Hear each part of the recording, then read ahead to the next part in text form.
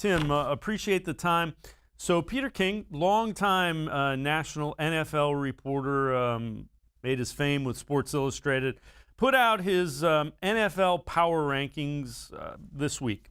He had the Chiefs 1, the Buccaneers 2, the Bills 3, and the Browns 4. What do you make of that? Browns being in that top 4, if you will.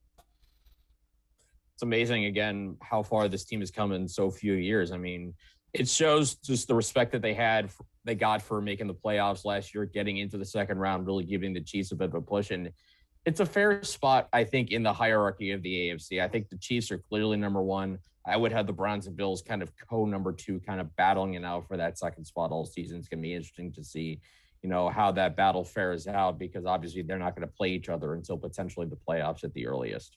It is kind of loaded in the AFC when you look at it. There's the Chiefs, the Bills, the Browns. You have the Ravens. You can never really discount the Steelers. I know nationally some people are looking past them. That's an organization that just seems to find a way to win. But the AFC is kind of top-heavy this year, it seems.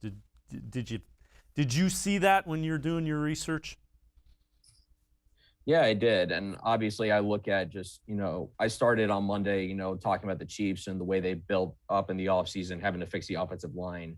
And the fascinating thing is, I think, is seeing the teams that in this series have built themselves this offseason different ways. Some teams have had to make massive moves. We've talked about, of course, the Chiefs having to rebuild essentially the entire offensive line, the Ravens adding some skill players to try and give Lamar Jackson some help, and other teams like the Bills who really didn't do a whole lot because, quite honestly, they didn't need to. It's interesting, those team building philosophies that are kind of working in there. And it proves that I don't think there's one specific path, to build a winning football team.